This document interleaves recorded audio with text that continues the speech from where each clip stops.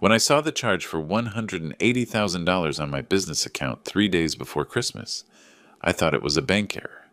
But when I discovered that my own daughter had used that money to send her in-laws on a luxury vacation to Europe while calling me a cheapskate, I knew my life had just changed forever. Before we continue, subscribe and hit the bell icon because we post new stories every day. Please leave a like and tell us in the comments what city and country you are watching from. My name is Arthur Vance. I am 64 years old. For the last 3 decades, I built everything I have with these hands, which are now shaking as I write this. I am a business consultant, or rather I was until recently. I founded my own firm in 1992. I worked 16 hours a day for years. I sacrificed vacations, friendships, and opportunities abroad, all for one reason: to give my daughter Emily the life her mother would have wanted her to have. December 19th, 2024 began like any normal Thursday. I woke up at 6 in the morning in my apartment in downtown Chicago. I made black coffee, just like always, and checked my work emails. At 9:15, my phone buzzed with a notification from Chase Bank. Unusual transaction alert on your business account. Additional card number 47689. At first, I thought it was spam or some system glitch. I have alerts set up for any expense over $5,000 on that account because I use it exclusively for company expenses. But this notification was different. 3 transactions in less than 24 hours. $62,000. $58,000. $60,000. Total, $180,000. I felt the air leave my lungs. I called the bank immediately, hoping they would confirm it was fraud or identity theft. Anything but the truth I was about to discover. The operator was a young woman with a professional voice.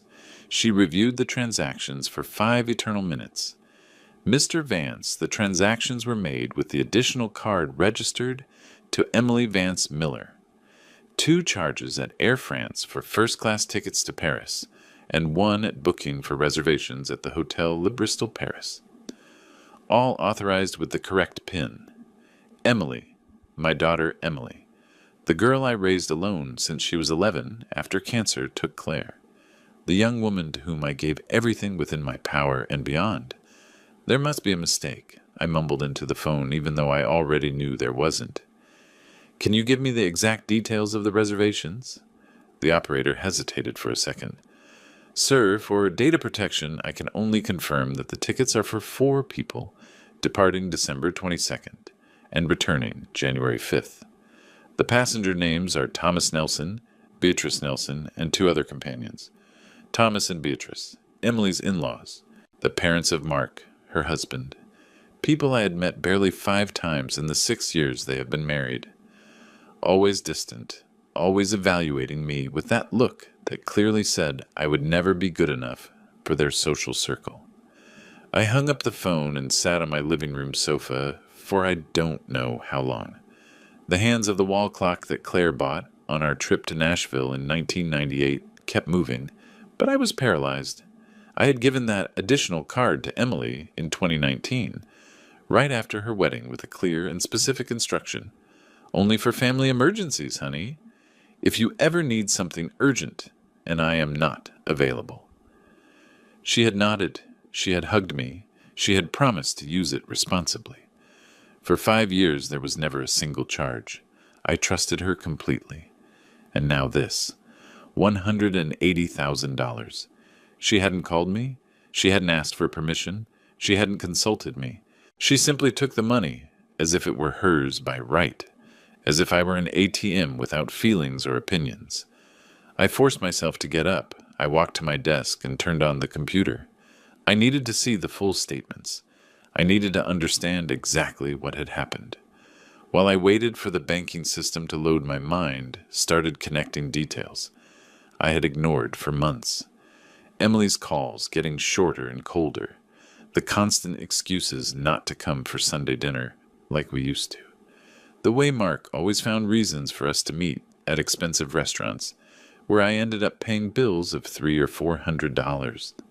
The looks they exchanged when I talked about my days, working double shifts, to pay for her college. The statement finally appeared on the screen, and there it was, documented with the cruel precision of digital numbers. First transaction on December 17th at 11:32 in the morning. $62,000 to Air France. 2 first-class tickets, Chicago to Paris. Second transaction that same day at 3:40, $58,000 to Air France. 2 more first-class tickets. Third transaction on December 18th, $60,000 to Le Bristol, Paris. Presidential suite. 18 nights. Emily had split the purchases strategically to prevent the bank from automatically blocking the card for suspicious activity. Any charge over $100,000 requires additional phone authorization. She knew that. She had planned this. I spent the night of December 19th without sleeping. I stared at the ceiling of my room, mentally rehearsing how I would address this situation. Part of me wanted to believe there was a reasonable explanation, that Emily would call me at any moment apologizing for the misunderstanding. But the phone never rang.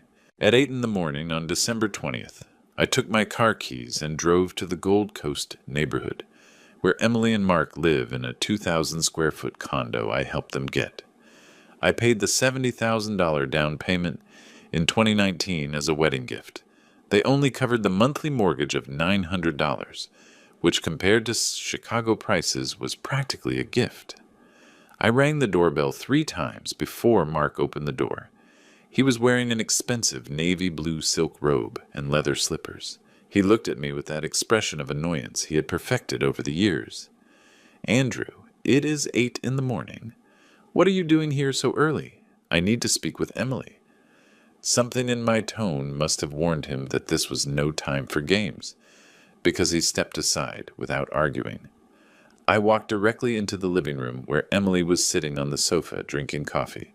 She was dressed in white satin pajamas that I recognized immediately, because I had given her $150 to buy them last year. "Dad?" she said without getting up, without even looking surprised to see me. "Did something happen?" I took out my phone and showed her the screen with the bank statement.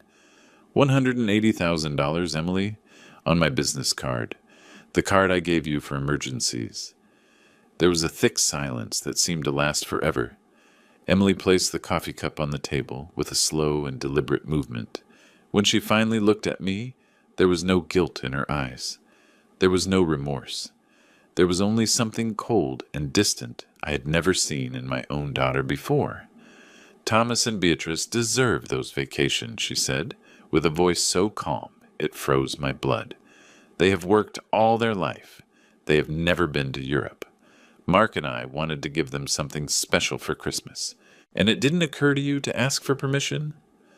My voice came out louder than I intended.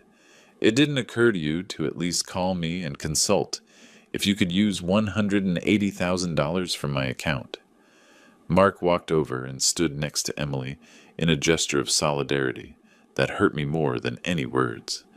"Arthur, you have always been very controlling with your money." Emily knew you would say no. "Controlling?" I repeated the word as if it were foreign in my mouth. Controlling for expecting my daughter to ask for permission before spending the equivalent of 2 years of salary for most Americans? Emily got up from the sofa with measured movements. "Dad, they are my real family now. Thomas and Beatrice have welcomed me like a real daughter. They invite me to their gatherings.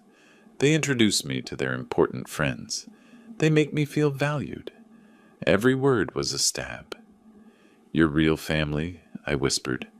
"Emily, I raised you alone since you were 11. "Yes, you raised me," she interrupted with a tone she had never used with me before. "But you were never really present, were you?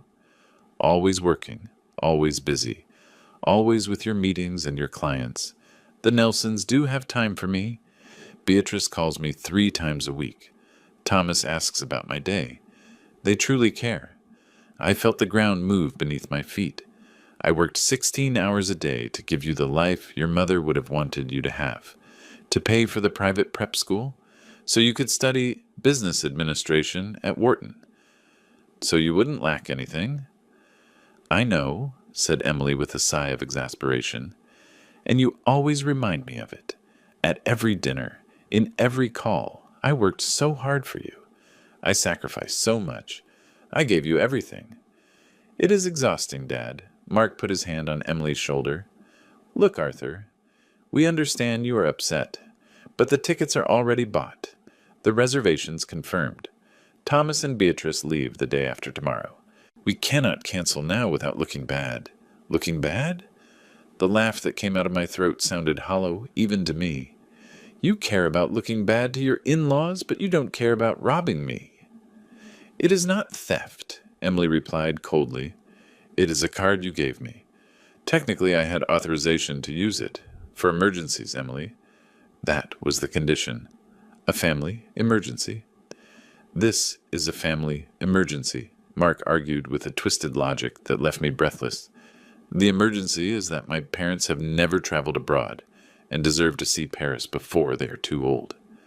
Emily, the girl who used to climb onto my lap every night, asking me to read her stories. Mark, the man who had promised me at his wedding that he would take care of my daughter and make her happy. And there they were, justifying a theft of $180,000 as if it were a favor they were doing me. They deserve the best, Emily added, crossing her arms. Unlike you. You were always stingy with everything except when you could show off in front of others. Thomas and Beatrice are truly generous. They don't put conditions on their love. That last phrase was the one that broke me inside. They don't put conditions on their love, as if I had conditioned mine, as if every extra hour worked, every canceled vacation, every opportunity rejected to be at her piano recitals had not been pure and unconditional love. I understand, I said finally, my voice sounding strangely calm even to myself. I understand perfectly. I turned around and walked toward the door. Emily called me once. Dad, don't be dramatic. But I didn't stop. I took the stairs instead of waiting for the elevator. I needed to move. I needed to get out of that place where everything I had built for 30 years had just turned to ashes. When I reached my car, I sat in the driver's seat without starting the engine. My hands were shaking on the steering wheel.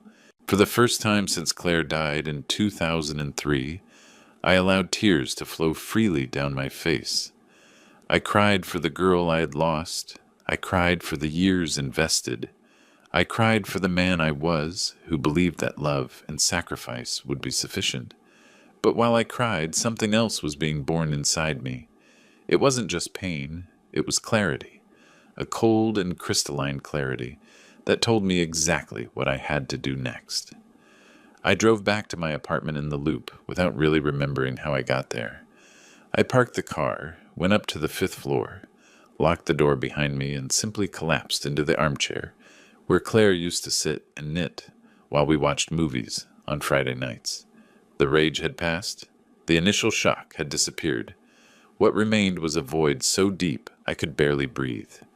I got up like an automaton and walked to the hallway closet where I kept the boxes with photographs and documents I hadn't reviewed in years. I needed to remember. I needed to understand at what moment everything went wrong. I opened the first box, and there it was. The blue photo album Claire had started when Emily was born in 1992. The first pages showed a tiny baby wrapped in white blankets from Northwestern Memorial Hospital. Claire holding Emily with that radiant smile that lit up any room. Me, 25 years younger, with pitch black hair and without the gray that now dominated my temples, looking at my newborn daughter as if she were the greatest miracle in the universe. And she was. For 11 years, we were a complete family. Claire worked as a teacher at an elementary school in Lincoln Park. I was building my consulting firm from scratch, working from our dining room because we couldn't afford an office yet. We were happy with little. Vacations at Lake Geneva instead of exotic destinations. Home-cooked dinners instead of restaurants. But there was love. A lot of love. I turned the pages slowly. Emily at 2 years old on her first day of daycare. Emily at 4 years old dressed as a princess for Halloween. Emily at 7 losing her first tooth. Emily at 9 in her first piano lesson, sitting in front of the keyboard with an expression of absolute concentration. Then I reached the photos of 2003 and my heart compressed. Claire in the hospital, thin, pale, smiling bravely for the camera while Emily held her hand. Pancreatic cancer had appeared out of nowhere in February. By July, she was gone. I remember that funeral as if it were yesterday. July 23rd, 2003, Rose Hill Cemetery, 100 degrees of suffocating heat. Emily crying, clinging to my black suit, while I tried to keep myself together for her. Claire was only 36 years old, Emily only 11. I took out another box, this one full of receipts and documents I had meticulously kept for years. Bills from the private prep school, $1,200 a month for 7 years. Receipts for private math, tutoring, when Emily struggled with algebra, $60 a week for 2 years. Vouchers for piano lessons at the Music Institute, $200 a month for 8 years. Every paper was evidence of a decision I made. After losing Claire, I could have sent Emily to a public school, saved that money for myself, took the easy road. But I didn't. Claire had wanted the best for our daughter, and I was going to ensure she got it, even if it killed me. And it almost killed me. I found my planner from 2004. The year after Claire's death, I had noted every commitment, every meeting, every event. Wake up at 5:30 in the morning, make Emily's breakfast. Take her to school at 8. Work with clients from 9 to 2. Pick up Emily at 2:30. Lunch together. Take her to piano or her friend Sarah's house. Return to work from 5 to 11 at night. Return home. Check that Emily had done her homework. Tuck her in and then work until 1 in the morning on proposals and projects. I repeated that brutal routine for years. Weekends were not for rest. They were time to be with Emily. Parks, movies, the beach, museums. I tried to be father and mother simultaneously, knowing I would never be enough, but praying it would be something. I found a photo of Emily's high school graduation in 2010. Her with her cap and gown smiling widely. Me standing next to her, clearly exhausted but proud. That night she had told me, "Thank you, Dad, for everything. I know it has been hard." I hugged her for 5 full minutes, crying on her shoulder, feeling finally validated. Where had that girl gone? When did she transform into the cold woman who this morning told me the Nelsons were her real family? I kept searching through the papers. Lease agreement for the apartment I got her in Philadelphia when she was accepted into Wharton in 2011. $850 a month that I paid in full. College tuition. $9,000 a year for 4 years. Graduation trip to Prague with her classmates in 2014. $2,500 I gave her without thinking twice.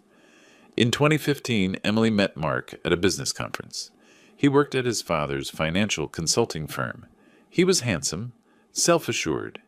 He came from a wealthy family from Highland Park. At first, I liked him. He seemed to treat her with respect, to make her happy. The first time I met Thomas and Beatrice Nelson was at a formal dinner at their house in 2017. They lived in a 3-story mansion with a private garden. Thomas was a retired bank executive. Beatrice had never worked. She dedicated her time to charity works and social clubs. During the entire dinner, they evaluated me with critical looks, asking veiled questions about my income, my education, my connections. "So, Arthur, did you study at a state university?" Beatrice asked with a tone that distilled superiority. How admirable. Working-class people who better themselves always have my respect. Mark and Emily got married in June of 2019. I paid $50,000 for that wedding at the Four Seasons. 300 guests. Most of them friends of the Nelsons whom I didn't know. Live orchestra. 5-course menu. Open bar of Moet champagne. Emily had specifically asked me not to skimp because she wanted to impress Mark's family. I gave a speech that night. I spoke of Claire, of how she would be proud to see our daughter turned into a beautiful and successful woman. I spoke of the difficult years, of how Emily had been my strength to keep going. I ended by saying, "Emily, you are my greatest achievement. I love you more than anything in this world." The people applauded. Emily cried. Mark gave me an awkward hug. But Thomas and Beatrice remained seated, exchanging looks I couldn't decipher then, but that now I understood perfectly. Disdain. I closed the albums and the boxes. The December sun came through the window, creating long shadows on the wooden floor. I looked at the clock. 3 in the afternoon on December 20th. I had spent 32 years of my life building a relationship with my daughter. 32 years of sacrifices, unconditional love, constant presence despite what she claimed. And in a single morning, that daughter had told me that I had never been her real family. I got up from the floor where I had been sitting, surrounded by memories, and walked to my desk. It was time to stop crying for the past and start planning the future. On Monday, December 21st, I woke up with a determination I hadn't felt in months. I picked up the phone at 7 in the morning and dialed a number I knew by heart for 40 years, David Owens. "Good morning," answered the familiar voice on the third ring. "David, it is Arthur. I need to see you today. It is urgent." David Owens had been my accountant when I opened the consultancy in 1992. Over time, he became a lawyer as well, specializing in commercial and family law. But more than that, he was probably the only person in Chicago I could call a true friend. He had been at my wedding, at Claire's funeral, at every important moment of my adult existence. "What happened, Arthur? Your voice sounds terrible. I prefer to explain it in person. Do you have space this morning?" There was a brief pause. "I have a meeting at 9, but I can cancel it. Come to my office at 8:30.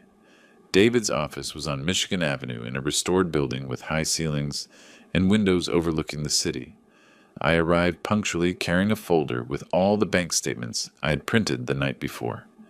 David received me personally at the entrance. He was 67 years old, completely white hair, gold-rimmed glasses, and that air of quiet dignity that only comes with decades of experience. He studied me with those gray eyes that missed no detail. "You look haggard," he said bluntly. "When was the last time you slept well?" 2 nights ago, before I discovered that my daughter stole $180,000 from me. His expression changed immediately. "Sit down. Tell me everything."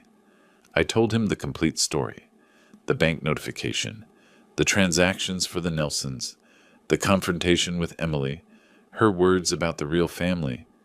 David listened without interrupting, taking occasional notes in his leather notebook. When I finished, he leaned back in his executive chair and exhaled slowly. "Arthur, this is misappropriation of funds. Technically, Emily had authorized access to the card, but the usage clearly exceeds the purpose for which it was granted. We could press criminal charges.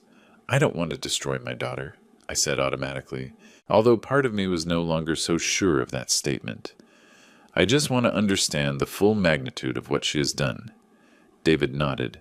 "Then let's do a comprehensive audit. Give me access to all your accounts linked to Emily, and let's review exactly how much she has spent and when this pattern began." We spent the next 4 hours locked in his office. David had specialized software for forensic financial analysis. He entered my banking credentials and began tracking every transaction linked to Emily's additional card since I gave it to her in June 2019. What we discovered froze my blood.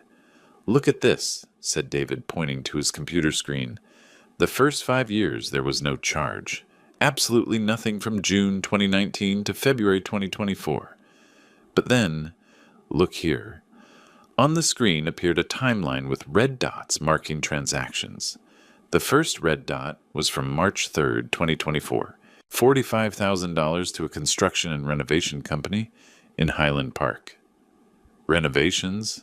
I asked, confused. Emily never mentioned renovations in her condo. David clicked on the transaction detail. It wasn't at her condo. According to the billing address, it was at 23 Pearson Street. Does it ring a bell? I felt my stomach turn. That is the address of Thomas and Beatrice Nelson. David continued navigating through the transactions. April 15th, 2024. $32,000 to a Mercedes-Benz dealership in Lake Forest. Attached was a photo of the vehicle, a metallic black E-Class Mercedes. Emily doesn't drive a Mercedes, I mumbled. She has a Honda Civic I bought her in 2020. Exactly, confirmed David. This isn't for her either. But it didn't end there. Starting in May, there was a consistent monthly pattern. $3,000 here, $5,000 there, $4,500 somewhere else. Expensive restaurants in Highland Park, designer clothing stores, jewelry stores, a particularly painful transaction of $7,000 in September to a winery specializing in premium French wines. All charged to your card, said David with a grave voice. All while you had no idea. He did the total calculations on an Excel sheet. The final figure appeared in the bottom right corner of the screen. $240,000. $240,000 in less than 10 months. $60,000 more than I had initially calculated. Emily hadn't just paid for the luxury vacation to Paris. She had been financing the Nelsons' entire lifestyle for almost a year. How did I not realize this before? I asked aloud, feeling a mixture of rage and shame. How did I overlook this for months? David closed the laptop and looked at me with a compassionate expression. Arthur, that business account moves hundreds of thousands of dollars monthly. Expenses of $3,000 or $5,000 get lost easily among vendor invoices, payroll, services. Emily knew exactly what she was doing. The amounts were small enough to go unnoticed, but large enough to keep the Nelsons living comfortably. I ran my hands over my face, feeling the weight of each of my 64 years. So it wasn't impulsive. It was systematic. Planned. Completely, confirmed David. Look at the patterns. Always the 15th of every month. $3,000 to $5,000. Like a salary. The big expenses, renovations, and the vehicle she made in months. Where your account had more movement due to large projects. April and March are traditionally your strongest months. He was right. Emily knew my business almost as well as I did. For years I had explained to her about cash flows, peak seasons, financial management. I thought I was educating her, preparing her to be independent. Instead, I had given her the exact tools to rob me efficiently. David took out a new folder from his desk. We have several legal options. We can file a complaint for misappropriation, demand full restitution with interest, even seek criminal charges that could result in prison time. Prison? The word sounded strange in my mouth. It is a real possibility, Arthur. We are talking about $250,000. That is not a misunderstanding. It is sustained fraud. I stared out the window toward Michigan Avenue. Outside, people were walking with Christmas shopping bags, enjoying the festive atmosphere. Couples holding hands. Families with excited children. A world that seemed alien to the collapse of my own reality. I don't want her to go to prison, I said finally. But I also cannot simply ignore this and continue as if nothing happened. David nodded slowly. Then there is another route, one that protects you without necessarily destroying her, although it will have permanent consequences. Are you ready to hear it?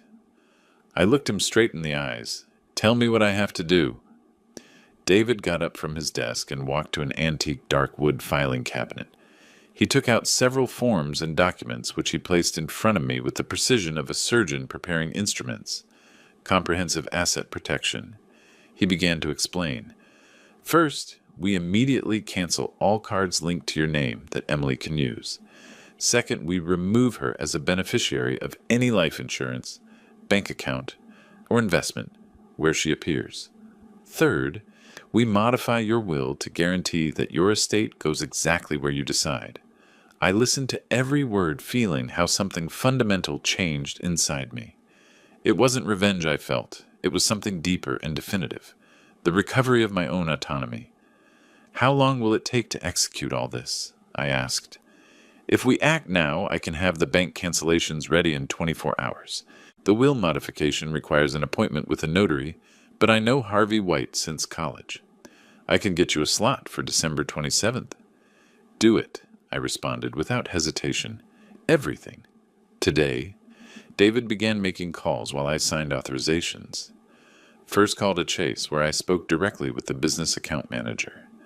I explained that I needed to cancel additional card number 4789 for unauthorized use. The manager, a man named Albert, who had handled my account for 15 years, asked no unnecessary questions. Mr. Vance, I am proceeding with immediate cancellation. The card will be inactive in the next 30 minutes. Do you also wish to review limits and authorizations on other accounts? Yes. Any account where Emily Vance Miller appears as authorized or beneficiary. I want full documentation. Albert took 10 minutes to check the system. You have 4 accounts where your daughter is listed. The business one we already mentioned. A joint savings account opened in 2006. A fixed-term deposit of $120,000, where she is secondary beneficiary, and an investment account in index funds. Every word was a reminder of how much I had trusted Emily. The joint savings account I opened when she was 14, thinking it would be educational to teach her about personal finance. The fixed-term deposit was my emergency fund. The investment account, my future retirement. Remove her from all of them, I ordered with a firm voice. Absolutely all of them, and send me written confirmation of every modification. While the bank processed the changes, David contacted the insurance companies. I had 2 important life insurance policies. One for $300,000 with State Farm, and another for $500,000 with Prudential. In both, Emily appeared as the sole beneficiary since she turned 18. The conversation with the State Farm agent was particularly revealing. Mr. Vance, changing beneficiaries is your absolute right, but I must ask you, are you sure? Your daughter has been a beneficiary for 14 years. It is a significant change. Completely sure, I replied. In fact, I want to designate new beneficiaries right now. I had thought about this on the way to David's office. If something happened to me, my estate would not go to finance more luxury vacations for the Nelsons. It would go to places where it really mattered. Widow and Life Foundation is primary beneficiary of 70%. It is an organization that supports widowed parents raising children alone. The remaining 30% for the Claire Vance Scholarship, a program that helps orphaned students. The agent remained silent for a few seconds. Those are excellent organizations, Mr. Vance. I will process the changes today. It was 2 p.m. when we finished with the financial institutions. David ordered food from a nearby restaurant, but I could barely eat. Adrenaline kept me functioning, but I knew eventually exhaustion would arrive. There is something else you must consider, said David while reviewing his notes. The condo where Emily and Mark live. You said you paid the $70,000 down payment as a wedding gift. That is correct. They pay the monthly mortgage. In whose name is the deed? And I had to think for a moment. Emily and Mark, co-owners at 50% each. I only contributed the initial money. David nodded. Then legally you have no rights over that property. The money was a gift, not a loan. There is no way to recover it. That information should have bothered me, but curiously, I felt nothing. $70,000 6 years ago when I still believed I was investing in my daughter's happiness. Now I knew I had been buying illusions. What about the monthly financial support? I asked suddenly. For years I have transferred money to Emily for various expenses. David reviewed the statements we had printed. I see regular transfers, $15,000 monthly since July 2019. You never signed any document formalizing this as a permanent obligation, right? No, I just did it because I thought they needed it while establishing their life together. Then you can stop it whenever you want. There is no contract. There is no legal obligation. $15,000 a month for 5.5 years. $990,000 in total. Almost $1 million that Emily had received without even asking because I assumed it was my duty as a father to keep providing. Cancel the automatic transfer, I said, starting in January, nothing more. David took note and then looked at me with a serious expression. Arthur, all this is going to have immediate consequences for Emily. When she discovers she has no access to cards, accounts, insurance, monthly transfers, her financial situation is going to collapse completely. I know. Are you prepared for that? For the calls? The messages? Maybe even her showing up at your door? I thought of the 11-year-old Emily crying at her mother's funeral. I thought of the 17-year-old Emily graduating with honors. I thought of the 27-year-old Emily walking down the aisle, and then I thought of the 32-year-old Emily looking at me coldly, saying the Nelsons were her real family. I am prepared, I replied with a certainty that surprised myself. David closed his folder. Then there is one last thing you must do. Something just for you, not related to Emily or the money or legal consequences. I looked at him questioning. You need to think about your own life, Arthur. You have spent 32 years living exclusively for your daughter. What are you going to do now for yourself? The question hit me like a fist in the stomach. What was I going to do for myself? I was 64. Good health. A successful company that practically ran itself thanks to my competent team. For the first time in decades, I had no immediate family obligations. I don't know, I admitted quietly. Then find out, said David with a small smile. Because this isn't just cutting ties with Emily. It is recovering your own existence. That night back in my apartment, I didn't open photo albums or review documents from the past.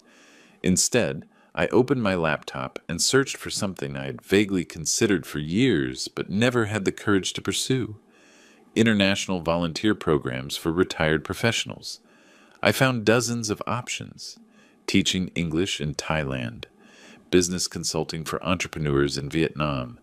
Community building projects in Cambodia.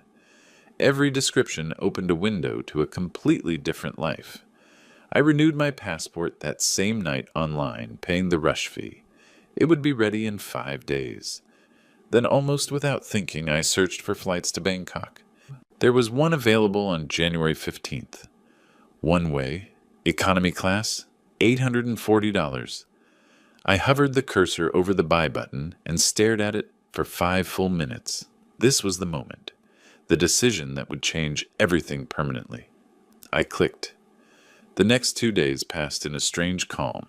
I received no calls from Emily, no messages, no sign that she had noticed the changes I had implemented. David assured me that all cancellations were active since December 22nd at 8 in the morning. The cards were dead, the accounts blocked, the automatic transfers suspended. It was just a matter of time. On December 23rd at 9:15 at night, my phone exploded with calls. First call, Emily. I rejected it. Second call 30 seconds later. Emily again. Rejected. Third, fourth, fifth call in the span of 3 minutes. All rejected. Then the text messages arrived. 15 in total. Each one more desperate than the last. Dad, pick up, please. I need to talk to you urgent. The cards don't work. I'm at the restaurant, and none of them go through. You are humiliating me on purpose. Answer now. I left the phone on the table and continued eating my bowl of homemade lentils calmly. I had waited for this moment for 3 days. I knew exactly what was happening and where. Emily had booked a table at the Senator, one of the most exclusive and expensive restaurants in the Gold Coast, to celebrate early Christmas Eve with the Nelsons. 20 people. Thomas, Beatrice, Mark, Mark's brothers, cousins, uncles. An early celebration before the in-laws left for Paris the next day. Naturally, Emily had assumed she would pay with the cards linked to my account. She had probably bragged to Beatrice about how generous the dinner would be, the best of the menu, premium wines, special desserts, all to impress her real family. And now all the cards were declined in front of 20 witnesses. The 6th call came at 9:32. This time I answered. I put it on speaker and left the phone on the table while I kept eating. Dad! Emily's voice was pure panic. What did you do? The cards don't work, none of the 5. I am here with Mark's whole family, and the waiter says they are all canceled. I finished chewing before answering. My voice came out calm, almost monotone. I canceled them last Monday, Emily. All of them. There was a stunned silence on the other end of the line. I could hear voices in the background. Murmurs, the clinking of glasses. You canceled them? Why would you do something like that without warning me? Why warn you? I responded with a question. You didn't warn me when you spent $180,000 on vacation for the Nelsons. I thought we were following the same communication protocol. Dad, this is different. I'm here with Thomas and Beatrice, with their whole family. The bill is $4,000. You are making me look like a liar. I took a sip of water. I am not making you look like anything, daughter. You decided to book a $4,000 dinner, assuming I would pay for it. That was your decision, not mine. I don't have $4,000. Mark doesn't either. You are going to humiliate us in front of everyone. Then I suggest you call your real family, I said with a calm that surprised even me. Thomas and Beatrice. The people who, according to you, value you more than I do. I am sure they will be delighted to pay for their own celebration dinner. I heard Emily gasp. You cannot be serious. I am completely serious. In fact, Emily, this is just the beginning. You chose your real family 4 days ago in your living room.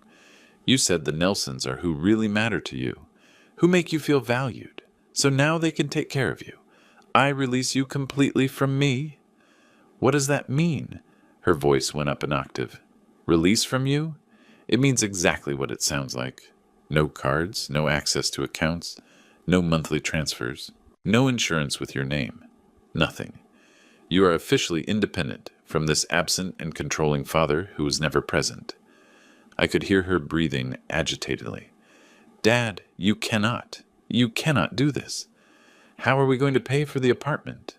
The private school you promised for when we have kids? The monthly expenses? You will have to figure it out yourselves. Or better yet, ask Thomas and Beatrice. Surely, after all the gifts you have given them with my money, they will be happy to return the favor. There was a confused noise, voices rising in the background. Mark took the phone. Arthur, this is ridiculous. You cannot just cut everything like this. Emily is your daughter. Emily told me 4 days ago that I am not her real family, I replied with a voice of steel. And you know what, Mark? She is right. Real family doesn't steal. Real family doesn't lie. Real family doesn't spend $250,000 behind your back and then call you a cheapskate when you confront them. $250,000? Mark sounded genuinely confused. What are you talking about? Ask your wife. Ask her about the $45,000 in renovations for your parents' house, the $32,000 for the Mercedes, the thousands monthly for 10 months. It is all documented, every dollar. Absolute silence. Then Emily took the phone back, her voice now mixed with sobs. Dad, please, I beg you, don't do this here. Not now. We can talk tomorrow. We can solve this. But please reactivate even just one card so I can pay this dinner. No. Dad, you said they deserve the best, Emily, that they are your real family. Then prove it. Make them pay for the best. Or better yet, run out of the restaurant without paying and face the consequences of your own decisions for the first time in your life. They will report us for fraud if we leave without paying, whispered Emily, terrified. Then I suggest someone find $4,000 quickly. You have your own cards, right? The ones Mark and you have from your jobs. Another silence. They have limits of $1,500 each. It is not enough. What a pity. Goodbye, Emily. Wait, don't hang up, Dad. Please listen to me.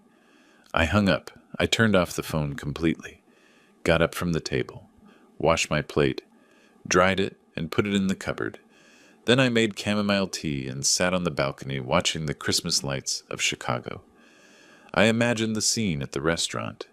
Emily crying, Mark frantically calling his bank trying to increase credit limits, Thomas and Beatrice mentally calculating if they had enough cash between everyone, the other guests murmuring, judging, wondering what kind of financial disaster had occurred.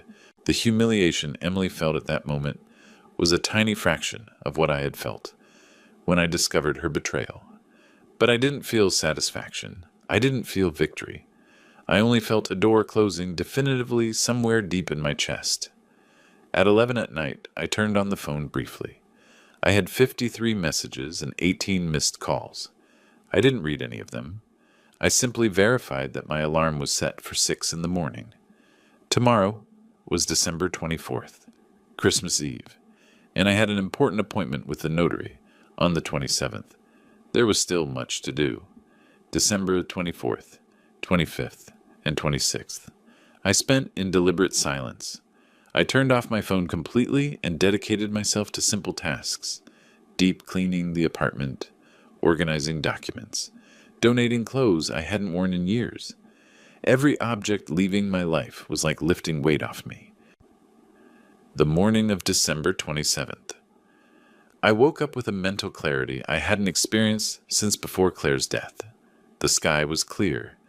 One of those winter days in Chicago where the sun shines with a deceptive strength that doesn't really warm.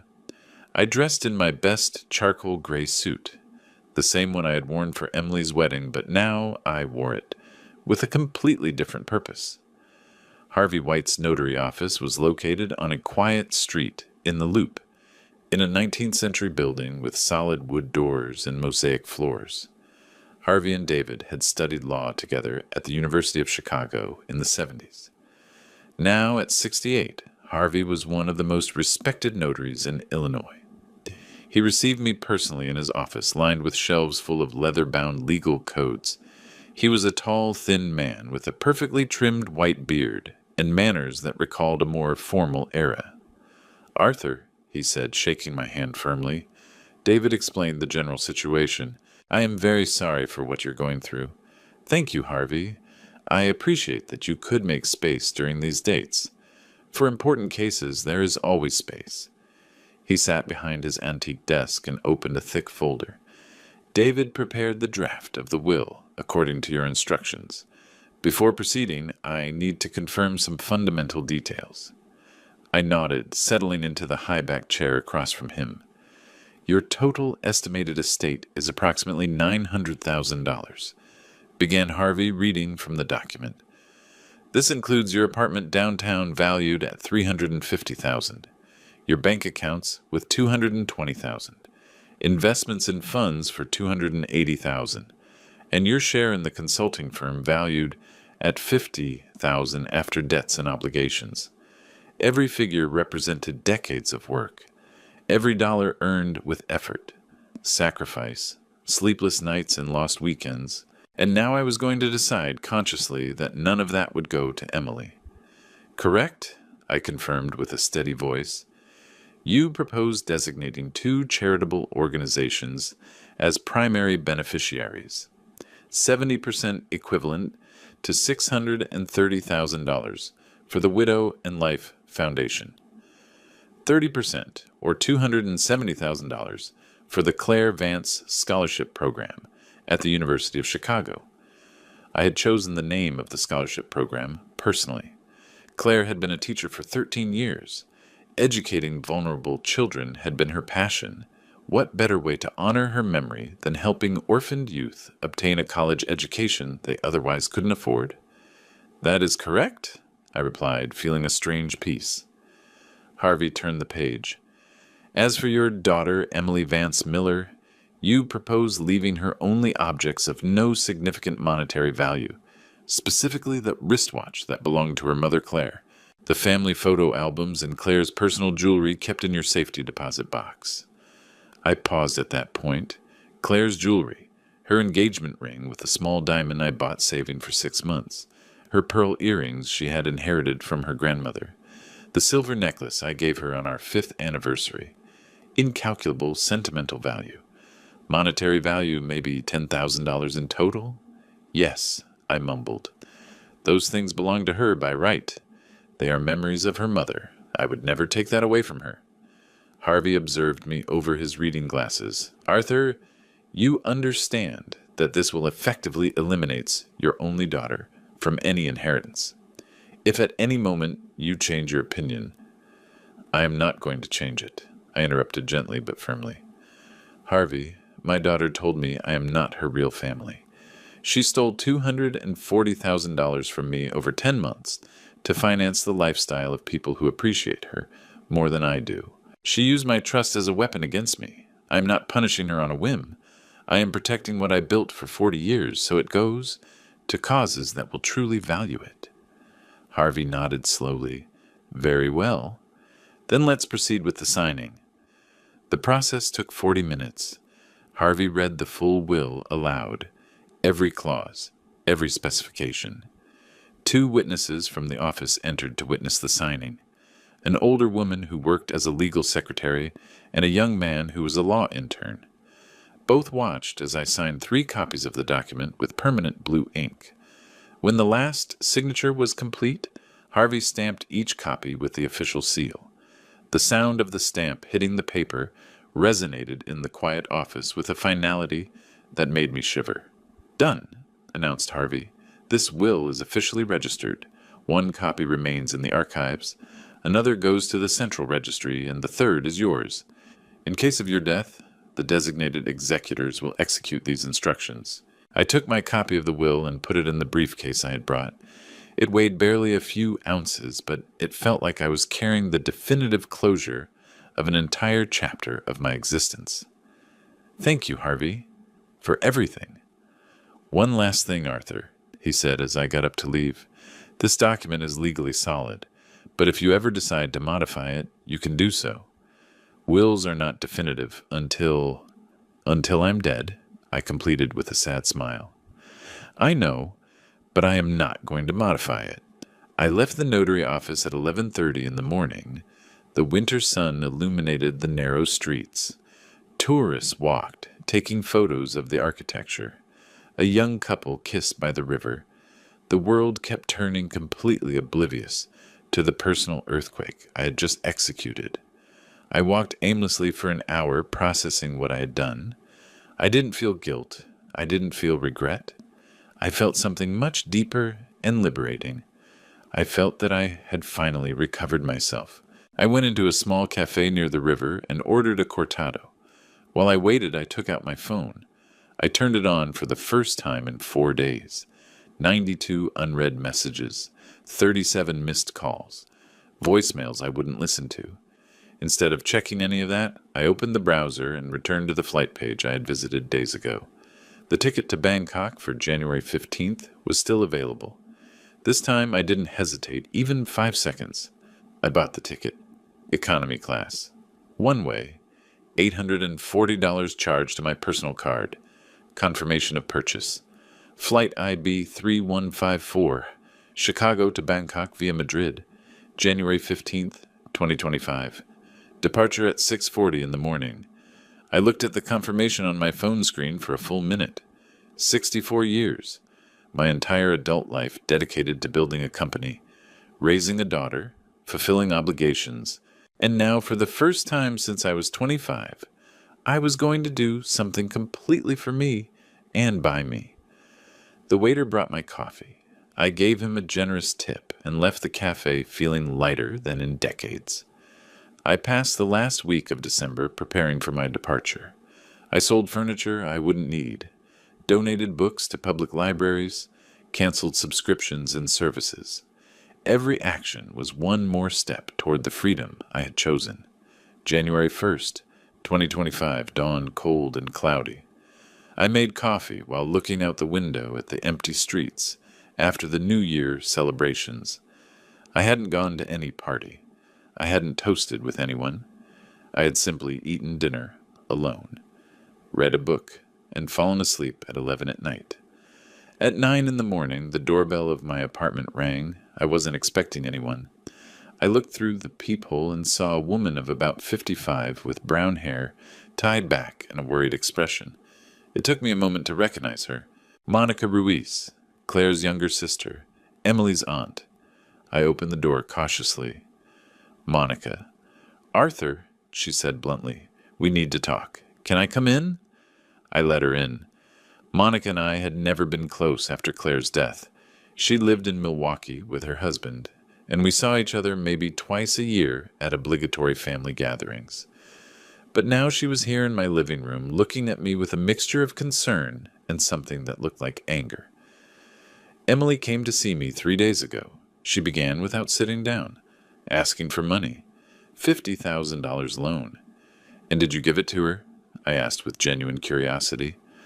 Of course not, replied Monica with indignation. I asked her what she needed that amount for, and you know what she told me? That you had cut all her financial support without reason, that you had canceled cards, accounts, transfers, everything, that you were being cruel and vindictive. I sat on the sofa and signaled her to do the same. And you believed her? Monica finally sat, but on the edge of the chair, tense. Not completely. I have known Emily since she was born. I have seen her manipulate situations since she was a child to get what she wants.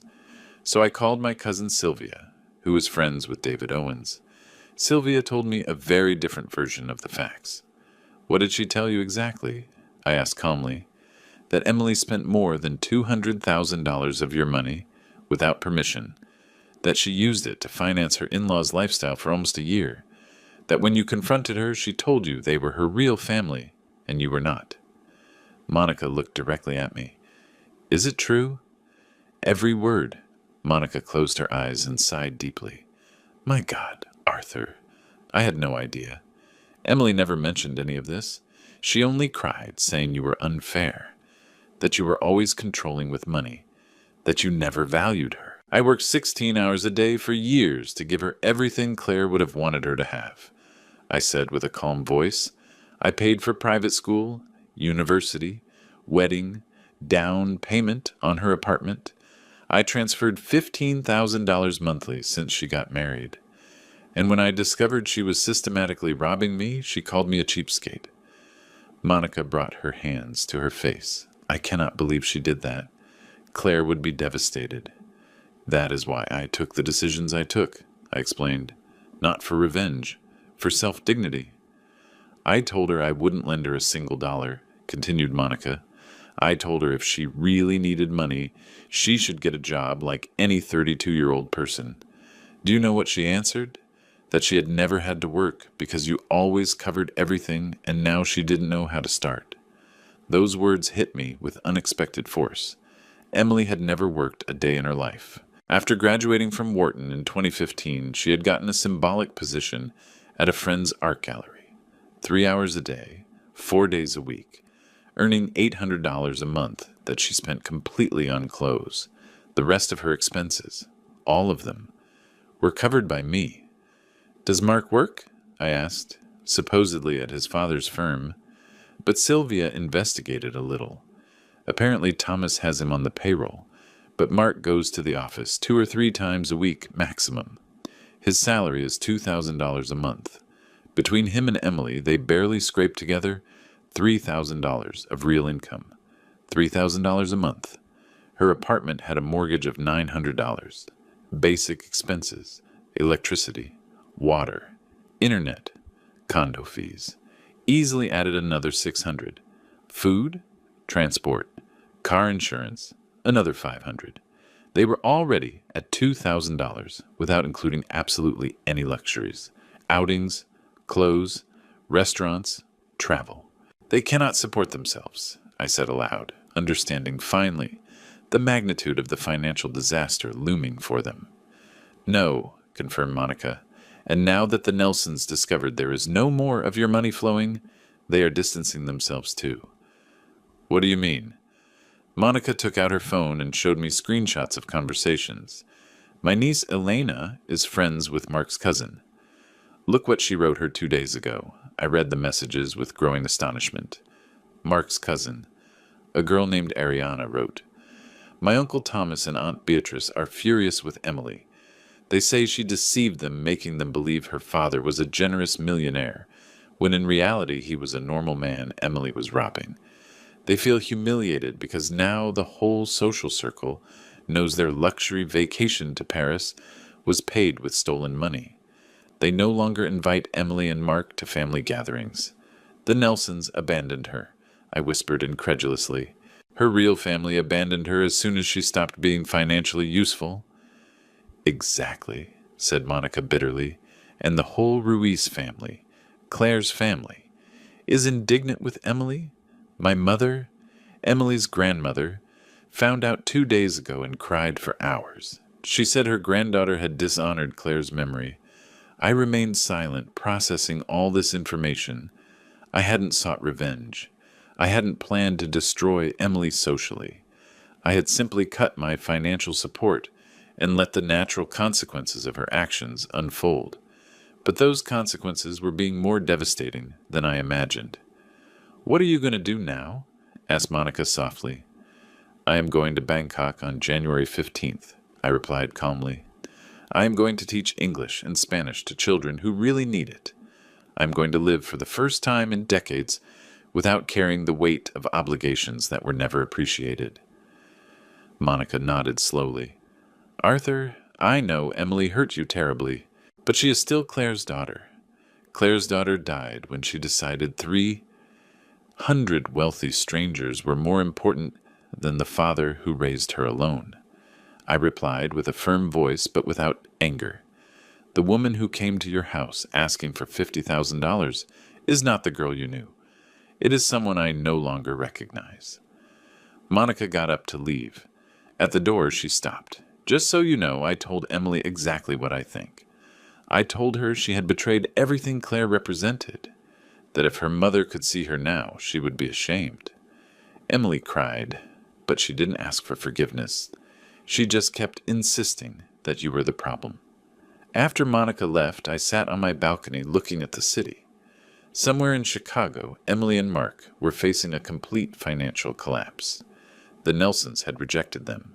The extended family judged them, and they had absolutely no safety net, because for 32 years that net had been me. For the first time I felt something like sadness. Not for me, for Emily, for the life she herself had destroyed. January 15th, 2025. I woke up at 3:30 in the morning, not by the alarm, but because my body knew something fundamental was changing. I made the last coffee in my apartment. I looked one last time at the streets of Chicago from my balcony and closed the door with a sensation of finality that wasn't painful but liberating. David took me to the airport. During the ride, we barely spoke. He understood that some goodbyes require silence. At the departure terminal, he hugged me tightly. "Take care, Arthur, and call me when you need anything, whatever it is." Thank you, David, for everything, for 40 years of real friendship. I went through security carrying only 2 suitcases. Everything I owned now fit in 260 pounds of luggage. The rest I had sold, donated, or left in storage. I felt I should be scared. A man of 64 years traveling alone to an unknown continent with no return date. But I only felt excitement. The flight to Bangkok via Madrid lasted 14 hours with the layover. I passed that time reading a guide to Thailand I had bought, studying basic phrases in Thai and looking out the window while the plane crossed over the countries I had never visited. France, Italy, Greece, Turkey, India. I landed at Suvarnabhumi Airport in Bangkok on January 16th at 7 in the morning, local time. The humid heat hit me as soon as I left the air-conditioned plane. 91 degrees at 7 in the morning. Everything smelled different. Incense, spicy food, tropical flowers, dense humidity. I had booked a week at a budget hostel in the Siloam district. While I got oriented, 250 baht per night, equivalent to $7. The room was tiny, barely 50 square feet, with a twin bed and a noisy ceiling fan. The shared bathroom was at the end of the hall. It was perfect. The first 3 days, I simply walked. Bangkok was chaotic, noisy, overwhelming, and absolutely fascinating. Golden temples shining under the relentless sun, floating markets where vendors in small boats offered fruits I had never seen, tuk-tuks dodging impossible traffic, people constantly smiling despite the suffocating heat. One afternoon on Khao San Road, the backpacker street, I saw a bulletin board with job and volunteer offers. There were dozens. Teaching English in rural schools, helping in elephant sanctuaries, working in hostels in exchange for accommodation. A particular card caught my attention. Volunteers needed to teach English and Spanish at Chiang Mai Buddhist Orphanage. Room and board included. I tore off the card and called the number that same afternoon. A Thai woman named Somai explained to me in basic English that the Ban Doi orphanage housed 40 children from 5 to 17 years old. They needed volunteer teachers for language classes that would help the children get better jobs in the future. "When can you start?" asked Somai directly. "How about in 3 days?" I replied without thinking. On January 19th, I took a night train to Chiang Mai, a city in northern Thailand surrounded by green mountains and ancient temples. The orphanage was 30 minutes from the center, in a semi-rural area where rice fields met traditional wooden houses.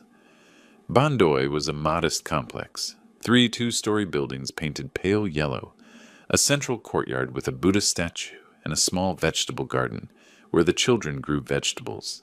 Somai received me with a traditional bow, hands joined in front of the chest. "Welcome, Kun Arthur. The children are very excited. They assigned me a simple room in the teacher's building, twin bed, desk, wardrobe, windows overlooking the rice paddies. It was more than I needed.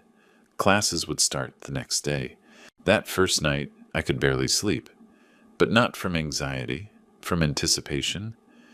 At 64 years old, I was about to start something completely new, something that had nothing to do with companies, consulting, family obligations, or others' expectations. My first class was with a group of 10 children aged 8 to 12. They entered shyly, barefoot as was customary, and sat in a circle on the wooden floor. They looked at me with curiosity mixed with reverential fear toward any foreign adult. "Sawas crap," I said, attempting the Thai greeting. "My name is Arthur. I come from America." A small girl of about 9 with 2 pigtails raised her hand shyly. "America like movies?" she asked in broken English. "Yes, like Hollywood movies."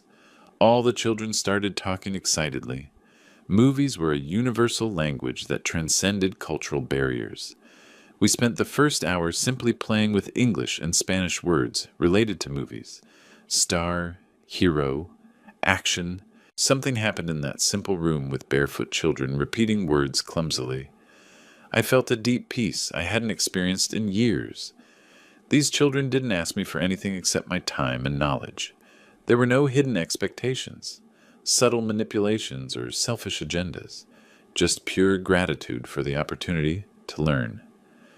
During the next 3 months, I established a routine that healed something broken inside me. Waking up at 6 to the sound of temple bells, eating sticky rice for breakfast with the monks who visited the orphanage, teaching 4 classes a day of 2 hours each, having lunch with the children sharing stories, afternoons helping with chores, playing barefoot soccer in the yard, or simply sitting under the mango trees talking. The children adopted me in unexpected ways. They called me Ajarn Arthur, Teacher Arthur, with genuine respect. The girl with pigtails, whose name was Nong Ploy, started waiting for me every morning with a new drawing. A 14-year-old teenager named Chai asked me to tell him stories about America during breaks. One afternoon, Somai found me sitting alone in the garden, watching the sunset over the rice fields. She sat next to me in silence for several minutes before speaking. "Kun Arthur, the children love you very much. You are different from other volunteers. They feel they really matter to you. They matter to me more than I thought possible," I admitted with a hoarse voice. "These children have given me more in 3 months than many other people in my entire life." Somai nodded wisely. Sometimes we find our real family in the most unexpected places. Her words resonated deeply. Real family. Emily had used that term to refer to the Nelsons, but now I understood its real meaning. Family was not blood or obligation. Family was mutual choice, genuine respect, love that asked nothing in return except presence. At the end of March 2025, Somai suggested something to me that would change the course of the following months of my life. "Kun Arthur, There is a Vipassana meditation retreat in Ubud, Bali. 30 days of silence, deep reflection, inner healing. I think it would benefit you a lot. The idea of 30 days in complete silence would have terrified me 6 months ago.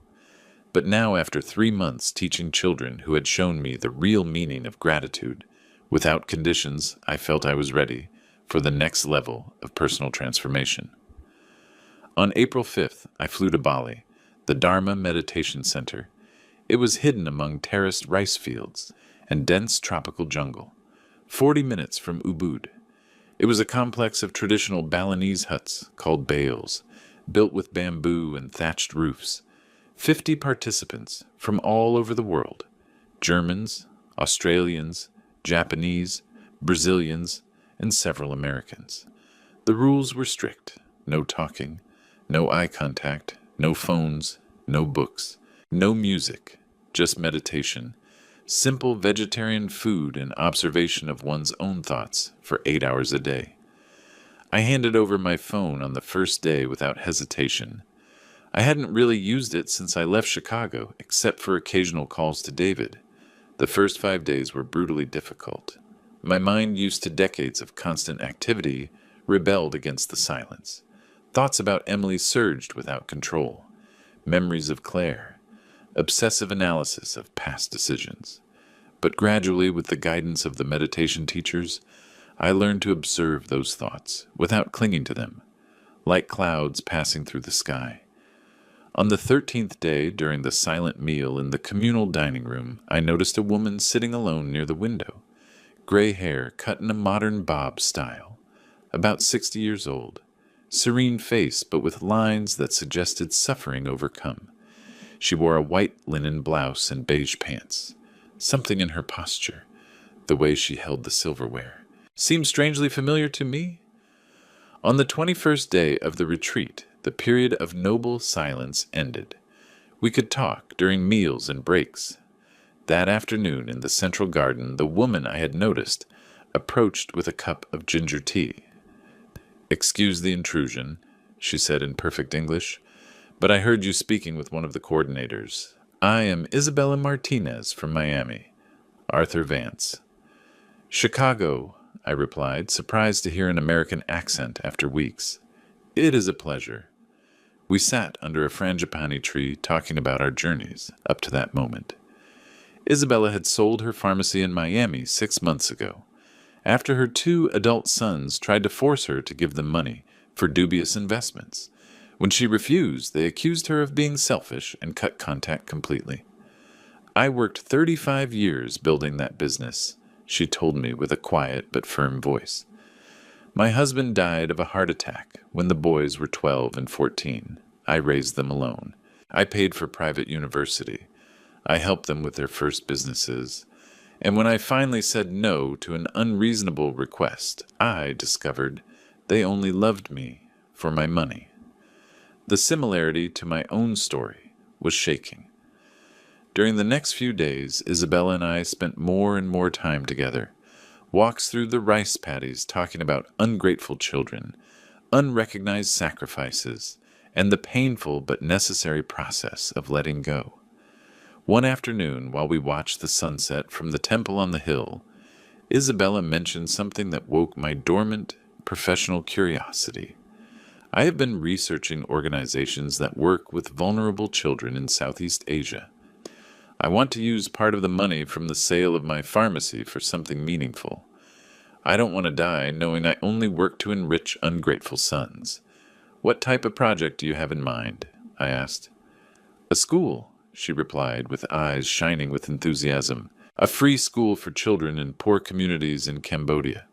Real quality education, not just superficial charity, with well-paid teachers, adequate materials, long-term follow-up." Something inside me lit up. "I have experience in business consulting. You might need help structuring the project, managing budgets, establishing sustainable processes." Isabella looked at me with intensity.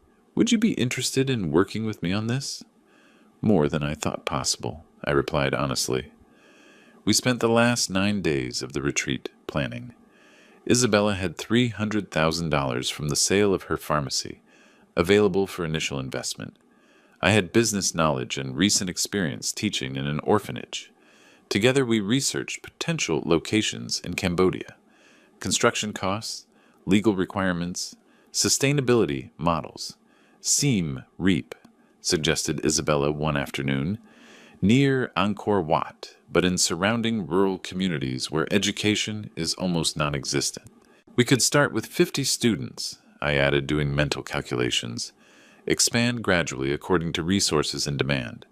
Focus on English, basic math, practical skills. When the retreat ended on May 5th, Isabella and I flew together to Siem Reap to scout the terrain. During that 2-week research trip, something else bloomed between us. It wasn't passionate youth romance. It was something deeper. Companionship between two people who had been betrayed by biological family and now chose to build shared purpose. One night, dining at a small restaurant by the river, Isabella took my hand across the table. Arthur, I know we have barely known each other a month, but I feel I understand you in ways few people could. We have lived similar versions of the same pain.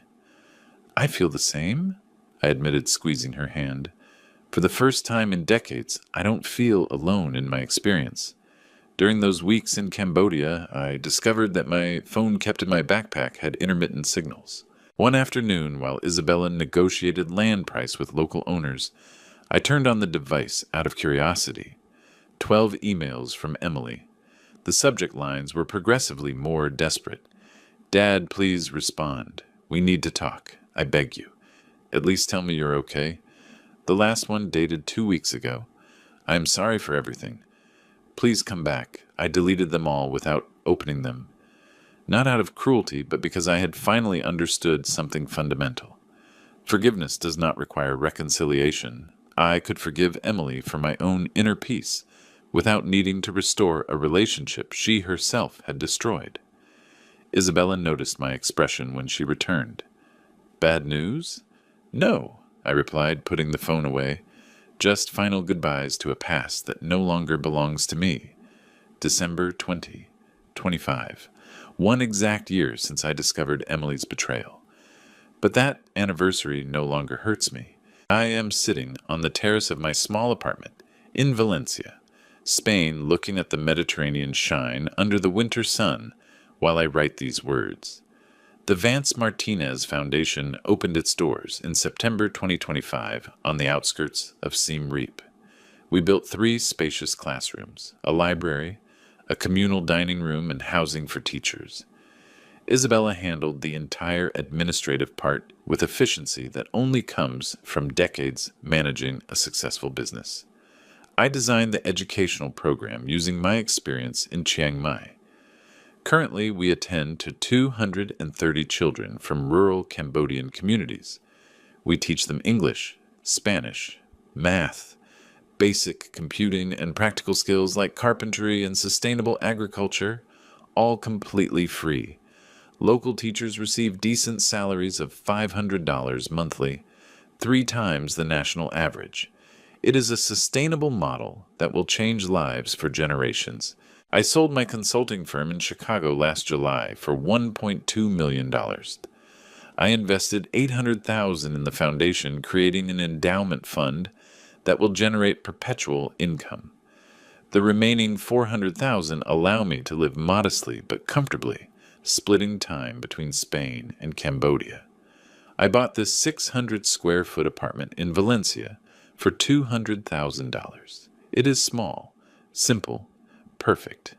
2 bedrooms, balcony with sea view, 15 minutes walk from the central market. I spend 6 months here managing legal and financial aspects of the foundation, then 6 months in Cambodia, working directly with the children. Isabella lives in a similar apartment 2 streets away. Our relationship is hard to define by conventional standards. We don't live together. We don't talk about marriage. We are simply partners who chose to build something meaningful while enjoying each other's company. We dine together 4 nights a week, travel together, work together. It is more than enough. Last week, David came to visit me from Chicago. He brought news about Emily that I hadn't asked for but listened to without particular emotion. She is working, he informed me while we drank coffee on my balcony. Administrative secretary at an insurance office. $1,300 a month. Mark got a real job finally at an auditing firm. $2,000 a month. I did the calculations mentally.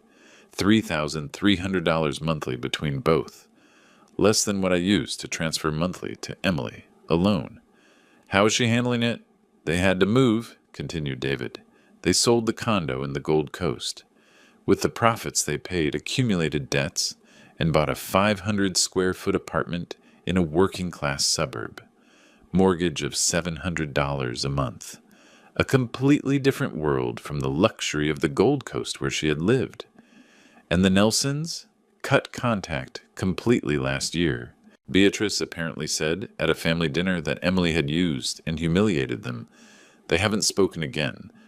I felt a twinge of something that wasn't exactly satisfaction, but wasn't sadness either. Just a kind of natural justice unfolding. Emily asked about me. David looked at me carefully before answering. She mentioned to Monica 2 months ago that she understands now what she did. That working 8 hours a day, counting every dollar, worrying about bills, has given her perspective on everything you did for decades, but she is too proud to try to contact you directly.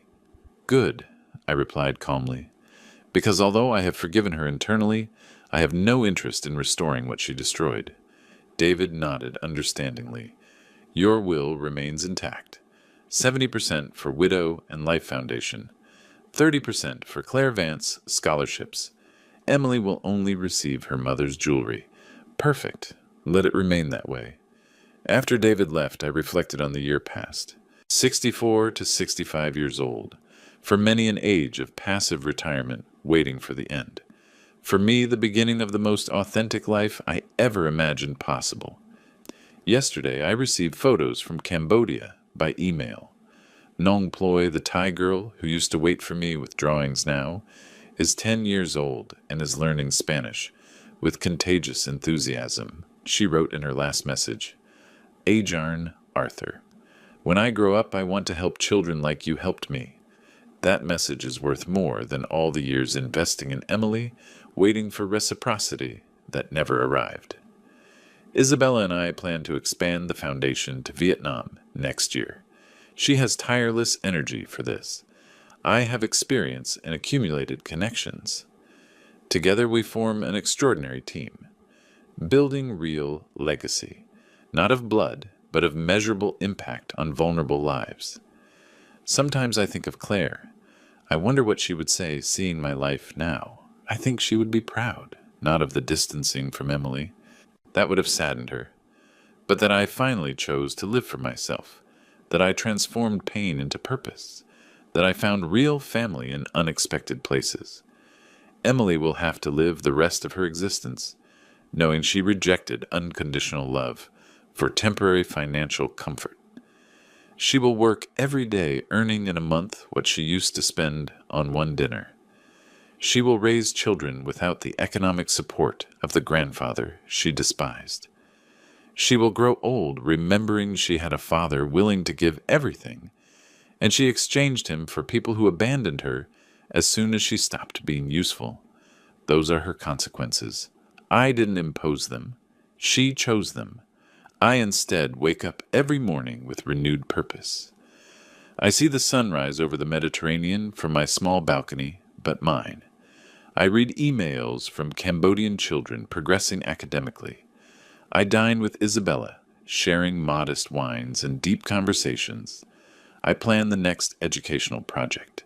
I travel freely without carrying the weight of toxic obligations. This year I learned that it is never too late to recover self-dignity. That real family is built with mutual respect, not with shared DNA. That sacrifices are only worth it when they are genuinely appreciated. That letting go is not failure, but necessary liberation. I am 65 years old, better physical and mental health than in the last decade.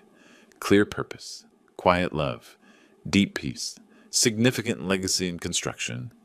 Emily is 33 years old, finally learning lessons she should have learned a decade ago. late but necessary. I don't feel revenge. I don't feel anger. I only feel immense gratitude, because her betrayal forced me to let go of a life I lived for others and build a life authentically mine. And that paradoxically is the best gift she inadvertently gave me. If you liked this story, support us with a like, subscribe to the channel, and leave us your opinions in the comments. To hear the next story, click on the box appearing to the left. Thank you for joining us.